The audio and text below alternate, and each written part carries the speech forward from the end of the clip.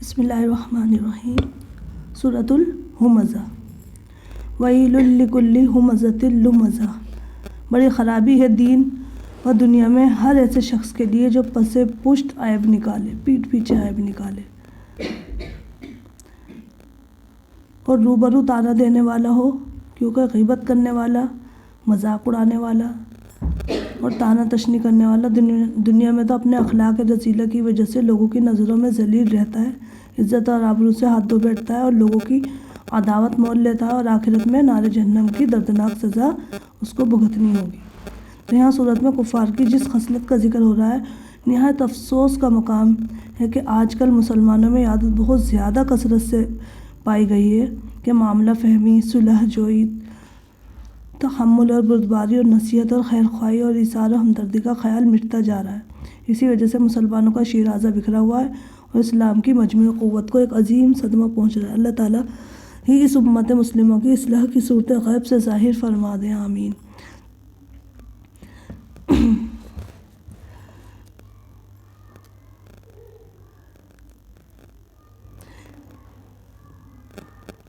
ایک ہمارے بزرگان دین اور سلف صالحین وہ بھی تھے کہ جو عمر بھر کسی کی بھی غیبت نہیں کی۔ امام بخاری فرمایا کرتے تھے کہ میں قیامت میں مجھ سے غیبت کی بابت مواخذہ نہ ہوگا، میں نے کسی کی غیبت عمر بھر میں نہیں کی، جب کہ آج غیبت مسلمانوں کا اوڑھنا بچھونا اور محبوب مشغلہ بنا ہوا ہے۔ رسول اللہ صلی اللہ علیہ وسلم نے غیبت کو اپنی تعلیم میں سخت ترین گناہ قرار دیا ہے، اور بہتان کا تو درجہ تو اس سے غیبت سے بھی آگے ہے۔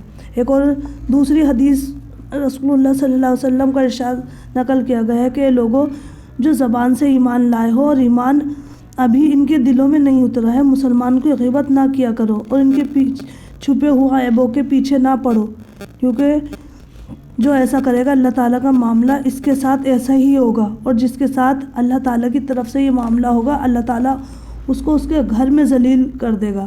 یعنی جو لوگ لوگوں کی باتیں کرتے ہیں ان کے پیٹھ پیچھے، ان کی برائیاں اور سامنے بھی اگر کرتے ہیں، تو اللہ تعالیٰ بھی ان کے ساتھ ایسا کرے گا کہ ان کو ان کے ہی گھر میں ذلیل کر دے گا۔ ایک حدیث میں رسول اللہ صلی اللہ علیہ وسلم کا ارشاد ہے کہ مومن نہ طعنہ باز ہے، نہ لعنت کرنے والا ہے، نہ فحش بکنے والا، نہ بے حیائی کرنے والا، رواہ ترمذی۔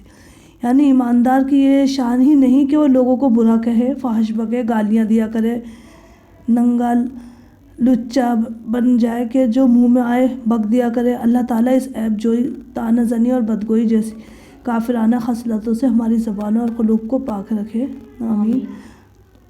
اور یہ مرض کیوں لگتا ہے، یعنی کہ بیماری جو ہے ہمزہ لمزہ کی کیوں لگتی ہے انسان کو؟ آگے بتلایا جاتا ہے کہ اس خبیث عادت یعنی طعنہ زنی، عیب جوئی، بدگوئی کا سب سے بڑا سبب کیا ہے کہ جو اپنے آپ کو اس حصے کے جس کی بدگوئی کر رہا ہے، یعنی کہ جس کی برائی کر رہا ہے، اچھا اور برتر سمجھتا ہے، اس کو اپنا آپ کو بڑا غرور، اپنا آپ کو بڑا مال و دولت سمجھتا ہے کہ جس کا نشہ انسان کو اندھا کر دیتا ہے، اور جس مال و دولت کے مارے حرص کے انسان ہر طرف سمیٹتا رہتا ہے، بخل کے گن گن کر رکھتا ہے کہ کوئی پیسہ کہیں خرچ نہ ہو جائے یا نکل کر بھاگ نہ جائے۔ اکثر بخیل مالداروں کی یہی حالت ہوتی ہے کہ بار بار روپیہ گن گن کر رکھتے ہیں اور حساب نکالتے رہتے ہیں، اسی میں ان کو مزہ آتا ہے۔ اور جس بخیل مالدار سے پوچھا جائے کہ مال و دولت کس کے لیے جمع کیا ہے، تو یہی کہے گا کہ وقت پر کام آئے گا۔ اسی کی طرف اشارہ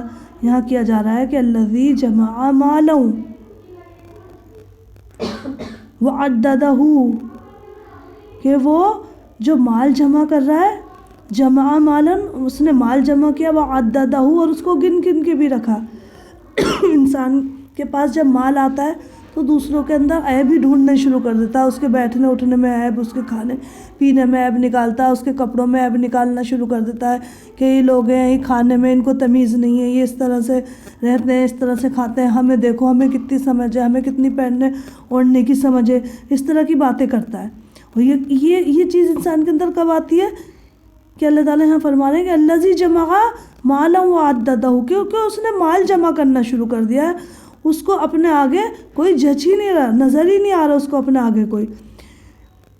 تو یہاں اللہ تعالیٰ فرماتے ہیں یحسب ان مالہ اخلدہ، یحسب ان مالہ، یحسب ان مالہ اخلدا، کیا وہ یہ سمجھتا ہے کہ اس کا مال ہمیشہ رہے گا؟ ہمیشہ رہے گا اس کا مال، اس سے جدا نہیں ہوگا؟ کیا وہ یہ سمجھتا ہے کہ اس کا مال ہمیشہ اس کو دنیاوی آفات سے یا آسمانی آفات سے بچاتا رہے گا؟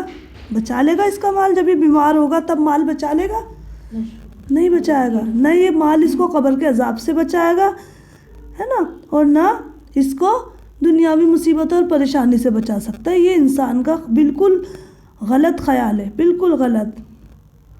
مال تو قبر تک بھی نہ ساتھ جائے گا، آگے تو کیا کام آتا؟ سب دولت یہیں پڑی رہ جائے گی۔ زمانے کے واقعات اور حادثات پکار پکار کر نادان انسان کو بتا رہے ہیں کہ دولت ہمیشہ باقی نہیں رہتی، مالدار اپنی موت کو ٹال نہیں سکتا، سب کو ایک دن خالی ہاتھ اس دنیا سے کوچ کرنا پڑے گا۔ ادھر آنکھیں بند ہوئیں، ادھر جھٹ سے دوسروں نے دولت پر آ کر قبضہ کر لیا۔ پھر دولت آج ایک کے پاس ہے تو کل دوسرے کے گھر ہوگی۔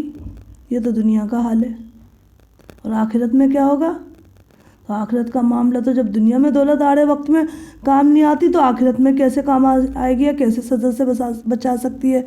لہٰذا ایسا شخص لَيُنبَذَنَّ فِي الْحُطَمَةِ، وہ ضرور ایسی آگ میں ڈالا جائے گا جس میں جو کچھ پڑے اس کو بھی توڑ پھوڑ دے، یعنی جو کچھ اس آگ میں جائے گا اس کو توڑ پھوڑ کے رکھ دے گی۔ حطمہ کیا ہے؟ توڑ پھوڑ کر رکھ دینے والی، یعنی وہ شخص جہنم رسید کیا جائے گا۔ آگے اس جہنم کی حقیقت کیا بیان کی جاتی ہے کہ وَمَا أَدْرَاكَ مَا الْحُطَمَةُ، آپ کو کیا پتہ کہ یہ حطمہ کیا ہے؟ یہ توڑ پھوڑ دینے والی آگ کیسی ہے؟ کیسی آگ ہے؟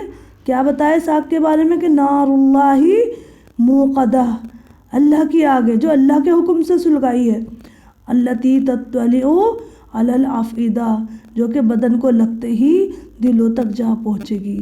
یعنی وہ آگ بندوں کی نہیں، اللہ کی سلگائی ہوئی ہے، اس کی سوزش بدن کو لگتے ہی فوراً دلوں تک دل کے اندر والے حصے تک جا پہنچے گی، علی الافئدہ، اور باوجود کہ جسم و جان اور روح و قلب سب جل جائیں گے، اس پر بھی مرنے نہ پائیں گے، یعنی سب زندہ رہیں گے۔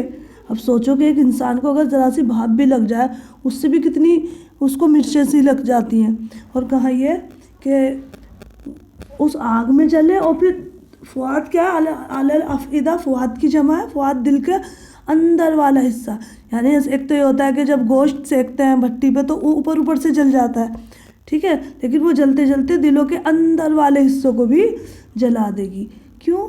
کیونکہ یہ سب باتیں دل کے اندر سے ہی نکلتی ہیں انسان کے، کہ دوسروں کو حقیر جاننا، دوسروں کے اندر عیب نکالنا، ان کی غیبت کرنا،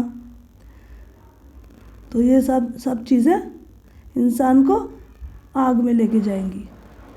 یہاں انسان اگر نہیں توڑے گا اپنے آپ کو تو لَيُنبَذَنَّ فِي الْحُطَمَةِ، وہاں ایسی آگ میں ڈالا جائے گا جو اس کو توڑ پھوڑ دے گی۔ تو انسان اپنے آپ کو اپنی ان حرکتوں سے باز آ جائے، یہیں اپنے آپ کو روک لے، یہیں توڑ لے، کہیں ایسا نہ ہو کہ یہاں نہیں توڑے تو وہاں توڑا جائے، وہاں ہڈیاں توڑی جائیں گی، سب چیز توڑ دی جائے گی، وہ آگ ایسی ہوگی، اور مریں گے بھی نہیں، زندہ ہوں گے۔ اب سوچو زندہ انسان کی ایک ہڈی بھی توڑے کتنا درد ہوتا ہے اس کو، اگر اس کی ایک ہڈی ٹوٹ جائے تو اگر کوئی کچھ مار دے یا کچھ ہڈی میں لگ جائے یا ایک بال بھی آ جائے تو انسان کی حالت خراب ہو جاتی ہے۔ اور کہاں یہ کہ اس میں توڑے جائیں گے، اس آگ میں توڑے جائیں گے، اور پھر کیا کہتے ہیں وہ اللہ کی بھڑکائی ہوئی آگ ہے، تو یہ آگ دلوں تک جائے گی، اور باوجود کہ جسم اور جان اور روح قلب سب جلیں گے، اس پر بھی مرنے نہ پائیں گے۔ دوزخی تمنا کرے گا کہ کاش موت آ کر اس کے عذاب کا خاتمہ کر دے، مگر اس کی تمنا پوری نہ ہوگی۔ حدیث شریف میں ہے کہ جہنم کی آگ 1000 برس تک دھونکی گئی، یہاں تک کہ سرخ ہو گئی، پھر 1000 برس تک دھونکی گئی، یہاں تک کہ سفید ہو گئی، پھر 1000 برس تک دھونکی گئی، یہاں تک کہ وہ سیاہ ہو گئی، اب وہ سیاہ اور اندھیری ہے۔ تو عذاب جہنم کی سختی کیا ہے کہ آخر میں اس عذاب جہنم کی کیفیت کو اس طرح بتلایا گیا کہ انہا علیہم مؤصدہ فی عمد ممددہ، یعنی کفار کو دوزخ میں ڈال کر دروازے بند کر دیے جائیں گے، کوئی راستہ نہ نکلے گا باہر نکلنے کا، ہمیشہ اس میں پڑے رہیں گے، جلتے رہیں گے، اور آگ کے شعلے لمبے لمبے ستونوں کے مانند بلند ہوں گے جو انہیں چاروں طرف سے قید کر لیں گے. کسی کی کیا مجال کہ آگ سے باہر آ جائے. اللہ تعالیٰ ہم اس سے بچائے. تو یہ ہے نا کہ انہا علیہم مؤصدۃ فی عمد ممددہ، یعنی کفار کو دوزخ میں ڈال کر دروازے بند کر دیا جائے گا اور آگ کے لمبے لمبے ستون ہوں گے. یعنی ایک تو ہوتا ہے ایلومینیم کا کوکر، اور ایسے سوچ لو جیسے آگ کے کوکر ہوں گے اور اس میں انسانوں کو ڈالا جائے گا اور زندہ ہوں گے، مر بھی نہیں سکیں گے کہ پتہ نہ چلے کہ چلو مر گئے، اور پھر اس میں ڈھکن لگا کے ان کو قید کر دیا جائے گا اور وہیں جلتے رہیں گے. کسی کی مجال نہیں کہ اس میں سے باہر آ جائے. فی عمد ممددہ.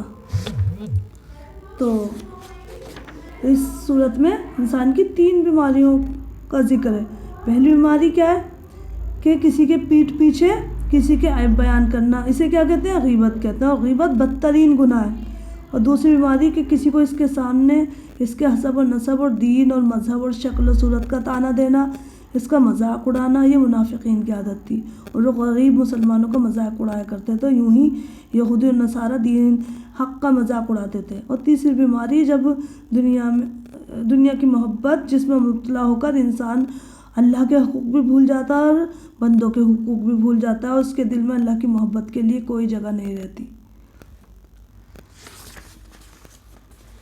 تو واضح رہے کہ ظلم اور گناہ 2 قسم کے ہوتے ہیں. ایک وہ جو اللہ کے حق سے متعلق ہے، جیسے اللہ کی عبادت نہ کرنا اور اس کے مقررہ فرائض انجام نہ دینا اور اس کی منع کی ہوئی چیزوں کا مرتکب ہونا. اور دوسرے وہ جو بندوں کے حقوق سے متعلق ہیں، جیسے کہ کسی کا حق ادا نہ کرنا، بلا وجہ کسی کو تکلیف دینا، ایذا دینا، کسی کی عزت خراب کرنا، کسی کی آبرو ریزی کرنا، کسی کے دل کو رنج پہنچانا. تو یہ سب کیا ہے؟ یہ ایسے سخت گناہ ہیں کہ ان کا کرنے والا معاف نہ کیا جائے گا. اور اگر معافی مانگے گا تو پھر وہی انسان معاف کر سکتا ہے کہ جس کے ساتھ زیادتی ہوئی ہے. محض توبہ استغفار سے بھی معاف نہیں ہوں گے. حقوق العباد میں سے ایک غیبت اور بدگوئی اور طعنہ زنی بھی ہے.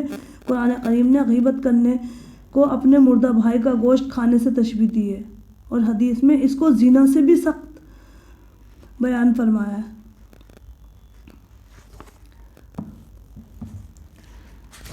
تو اللہ تعالیٰ سے دعا ہے کہ اللہ تعالیٰ ہمارے دلوں کو اخلاق مذمومہ سے پاک فرما دے اور اچھی صفات سے مزین فرما دے اور منور کر دے ہمارے دلوں کو. اللہ تعالیٰ ہم کو غیبت، بہتان، طعنہ زنی، بدگوئی، عیب جوئی جیسی کافرانہ خصلتوں سے دور فرما دے، اور ہم سے جو ایسی گناہ ہو چکے ہیں اور ایسی کوتاہیاں ہو گئی ہیں، اللہ تعالیٰ تو اپنی رحمت سے ان کو معاف فرما دے، ان کے تدارک کی اس زندگی میں توفیق مرحمت فرما دے. آمین. وآخر دعوانا الحمدللہ رب العالمین. سبحانک اللہم وبحمدک نشہد ان لا الہ الا انت نستغفرک ونتوب الیک. السلام علیکم ورحمۃ اللہ وبرکاتہ.